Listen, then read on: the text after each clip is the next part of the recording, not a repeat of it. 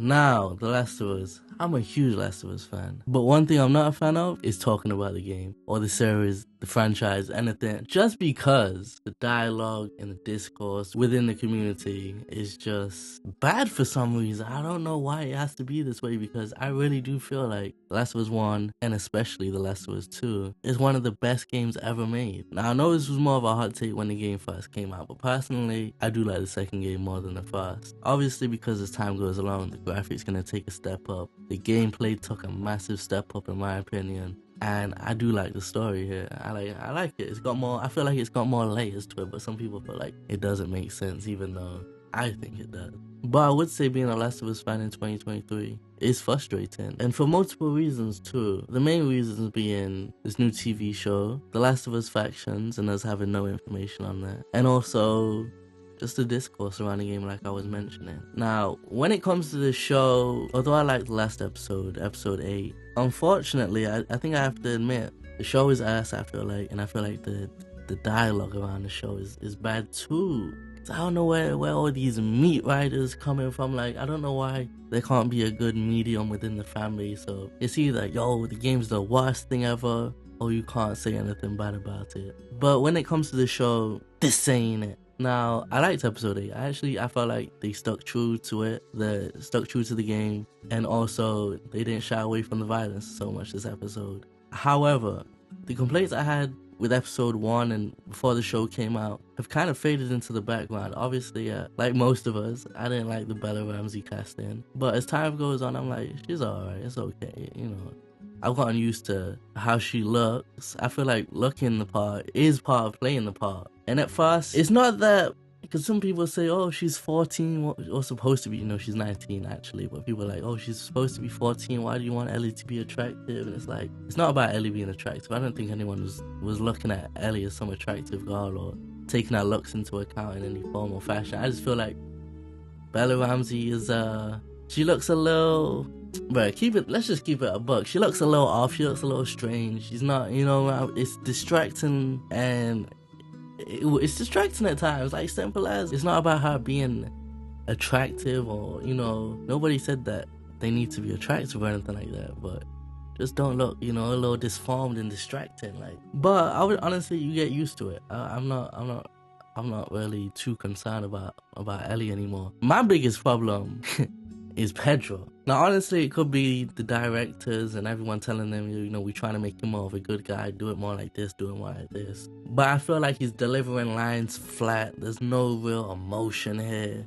I'm like, yo, this ain't it, man. And I just don't like some of the changes being made. I feel like they're rushing it. I feel like it was a horrible idea to only do it in 9 episodes. And if you are gonna do it in 9 episodes, don't give an episode to Bill, who never even meets Joel in the show.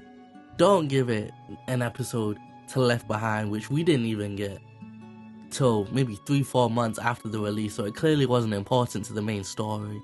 We didn't need it. Like HBO, Euphoria, they hit you with a season 1, a couple months later they hit you with 2 more episodes about each of the characters. You could have done something like that, you know, a little couple months later, drop that episode, just like the game. Like, why? It didn't need to be like this, man. It didn't need to be this short. It didn't need to be this rushed. And I get that in the game, not everything can be converted over just because some scenes are only there for gameplay. But when you take out every single gameplay encounter, what ends up happening is the world feels mad safe. It feels like you could live in this world and it would be a breeze. No danger, no infected, no goons, nothing. And it's like, just, you know, 1 or 2 pieces. Like when it comes to The Walking Dead, now I know they try to put a spin on The Last of Us, and I know Neil says this is a show about the people, it's not a zombie show, and I'm like, probably should be, you know, because otherwise it affects the whole dynamic between the characters.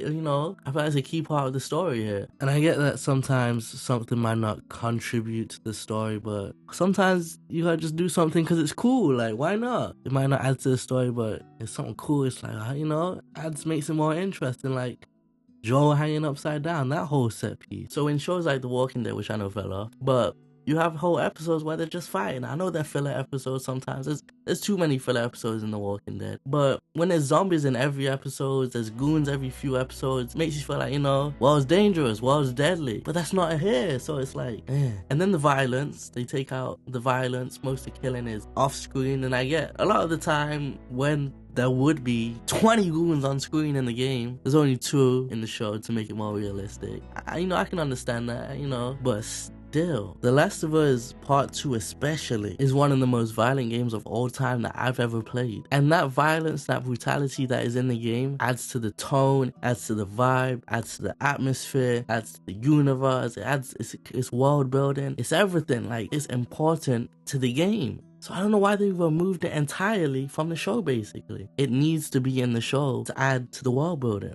So when they remove it and they take out, people act like it's nitpicking and this and that. They got Joel being soft. They got him acting like he a good guy all of a sudden when he very clearly wasn't in the game, or it was more black and white. There's no subtlety in the show like there was in the game. I'm going to talk about it when I get to the discourse and the dialogue overall when it comes to the second game. But people love to be on your meat and talk about, oh, Neil Cookman this, Neil Cookman that. And most of the time before the show, I'm like, shut up, man. Like, what are you talking about? Like, they say he's pushing an agenda, this and that. And there may be a conscious effort to put certain characters in the games, but in the game, it never feels like Bill. And it never feels like Bill's identity is him being gay. It never feels like Ellie's identity is her being gay. Lev never feels like that identity is them being trans. Like, in the game, you don't find out Ellie's gay months after the first game is done. You don't find out Bill is gay until 5 minutes before leaving his town. You don't find out Lev is trans till a couple hours into the game when they call them by their old name. So it feels, it comes naturally, it comes smoothly. But in the show, it feels so forced. Like, here's an episode, he's gay. The director's talking about, we tricked you into watching it. It's like, bro, what are you talking about? Like, there's no subtlety. Again, not even just when it comes to the characters and the sexuality and the genders, but also with Tess. You wasn't sure if Tess and Joel were going together. That's in there. Even David, when he about to take the cheat, that's a lot more in your face. There's a lot of things that are just, there's no subtlety in the entire show anymore. Then there's stupid decisions like this new female character that runs the Hunters. Now, I got the vibe the Hunters was taking cheeks in the game. Now they got this female leader and they tried to mix it up. It's a new location and they overthrew the Fedra, and the other one, it was her brother that was in charge, so it passed it down. But her acting was terrible. The character wasn't believable. And I ain't believing these goons are following this woman and this post-apocalyptic world. It's like, come on, like, you know what I mean? Not that it's a sexist situation or anything like that, they ain't gonna follow no woman. But let's say it was a character like Tess. I could see something like that, but not this woman here. Like, and the thing is, if you mention any changes with the show, they're gonna tell you, yo, go play the game if you want it to be a one-to-one remake, this and that. Now, I'm not saying I wanted it to be a one-to-one remake, but even if I did, what's the problem? The whole go play the game. It's like, no, I want to see one of my favorite games recreated in live action. It's not the same. It wouldn't be one-to-one. And again, with Game of Thrones, you saw how that went. They told them, yo, y'all kind of straying away from the books. You rushing through material. I don't know if I like this. You didn't see people tell them, yo, go read the books if you want it to be like the book. And then you saw what ended up happening with the show. So it's like, I don't like the whole just go play the game. It's like, shut up, bro. So that's one reason I'm not feeling the show, and I think it's frustrating to be a fan, because I feel like people who never played the game before would probably like the show. But as someone who has played the game, I'm not feeling it too much, man. There's a couple episodes, a couple scenes here and there, but it's like we seen Infected twice, 2 episodes really. It's like, come on, man. I guess 3 episodes, but it's like the world feels safe. I don't like the acting here. Other than Henry and Sam and David, I felt like they were good. But other than that, I'm like, nah, this ain't it, man. This ain't it. It's rushed. It's just not. I don't like it, man. Next final episode is only 40 minutes long. I do a review for the whole season at the end. Probably just say everything I just said, but next is the discourse within the community. Now, you have a bunch of meat riders talking about, Joe's death doesn't make any sense, this and that. Even though we mentioned his name hella times in the first game, like to Henry and Simon, like, you never had a problem mentioning his name. But people didn't like Joel's death. People felt like it was an agenda being pushed. I'm like, yo, same thing with Saints. I'm like, if you actually played the game, it's like, there's some hints, but it's not the personality of the whole game. It's more so pieces here and there in the background, but people love to act like it's at the forefront and this and that.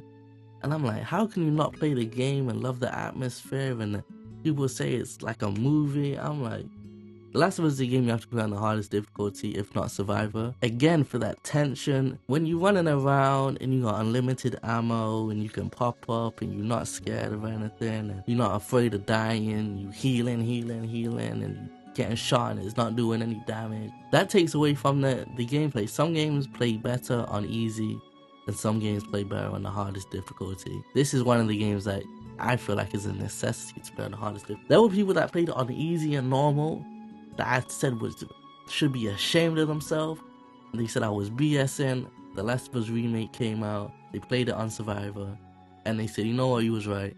Gameplay is a lot better on them harder difficulty. But things like bullet damage, again, adding to that violence, it makes everything feel impactful, suspenseful, the names being called out, everything. I feel like this is a top tier, one of the best third-person shooter gameplay experiences ever. I don't like open world sections in these games like Uncharted 4, God of War, but here in The Last of Us, I felt like this is the best, open area experience I've had so far. I felt like it suits The Last of Us a lot more when you scavenging and searching for supplies and everything. It makes sense. And I just love the game. I love the game. People talking about Abby is this and that. It's like, yo, I don't know why the discourse and the dialogue and the complaining and the back and forth between fan bases is so bad for such a great game. If you feel like, I don't really like the story too much, or I feel like it doesn't make sense, or, you gotta have your complaints with it, but people act like this is a terrible game, this is a bad game. It's like, what are you lying for? What's the purpose? The stealth here is great. If you get caught, gameplay's great. Action's great, visuals great. I like the story. I like how it ends with her being I just like the game. And then thirdly, Factions 2. Now, we have no idea what Factions 2 is. Is it going to be The Division? No idea. Is it going to be co-op? No idea. All we have is artwork and a few devs saying, oh, we like The Last of Us Factions 1, don't worry guys. I'm like, but what does that mean? You're talking about a story this, a story that? Now, Factions 1 had a story, if you want to reach. With the whole cans and collecting for your camp. Is it that expanded? What is it? Now, I don't care what it is, as long as we get Factions 2 with a game mode like Factions 1. If they want to add co-op, they want to add a story, they want it to be like The Division, hey man, go ahead. They say it takes place, or they showed footage, it looks like it takes place in LA or something, I forget where. But so it takes place in a set location. It's like, it's not a map, where there's a map in LA or something like that. They said it takes place in a set location. So there's clearly, is it co-op? Is it like Division? Like what? We don't know still. But I need that Factions 1 game mode bad. And I'm interested to see how they do it. Because like I said, gameplay in 2 is a lot better than 1. And Factions 1 is the same gameplay from the story. So I want to see. You can't just put Factions 2 gameplay in Factions 1 and it plays the same. I saw him put the same map in that dev, that leak, that footage. I like that map. It's a medium-sized map, but with that sprinting and the prone, do you keep prone? Like, what do you do? And I'm curious to see how it's implemented, but there's all these promises that I don't know if I can trust. A lot of the developers that were there for the first game and aren't there anymore. Partly, thankfully, because same with Uncharted 4. There's some devs there that didn't know what they were doing. They were making some bad decisions. I didn't like Uncharted 4's online. They kept ruining it. But again, it's frustrating because we have no idea. And this game should have released with The Last of Us Part 2. We got multiplayer with the first game. We should have got it with the second one.